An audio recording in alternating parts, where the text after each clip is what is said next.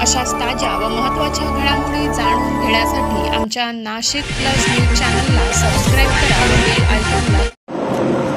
मालेगाव शहरात घरफोडी, सोन्या चांदीच्या दागिन्यांची चोरी, मोटरसायकल चोरी यासारख्या गुन्ह्यांमध्ये वाढ होत असल्याच्या पार्श्वभूमीवर कॅम्प पोलीस ठाणे मालेगाव यांच्या वतीने व्यापक जनजागृती उपक्रम राबवण्यात आला।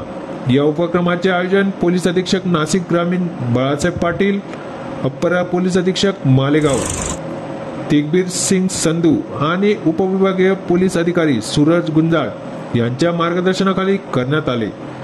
या उपक्रमाअंतर्गत घरफोडी, ज्वेलरी चोरी, वाहन चोरी अशा घटकांपासून नागरिकांनी स्वतःचे संरक्षण कसे करावे याविषयी सविस्तर मार्गदर्शन करणारी पत्रके तयार करण्यात आली। ही पत्रके कॅम्प पोलीस ठाण्याच्या हद्दीत सर्वच महत्त्वाच्या ठिकाणी वाटण्यात आले। या उपक्रमात सार्थक करिअर अकॅडमीच्या सुमारे 55 स्वयंसेवकांचा सक्रिय सहभाग घेण्यात आला।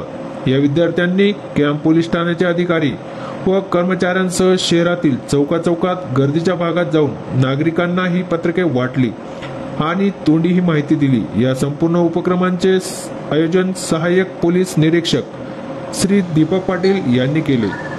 आपल्या मालेगाव कॅम्प पोलीस स्टेशनतील हद्दीमधील सगळ्या नागरिकांना आम्ही एक पत्रक काढून आवाहन केलेलं आहे।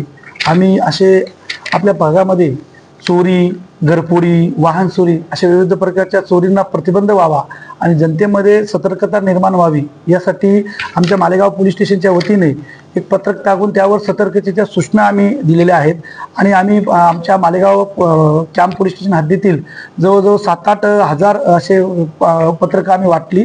त्यामध्ये आम्ही वेगवेगळ्या प्रकारच्या सूचना दिलेल्या आहेत।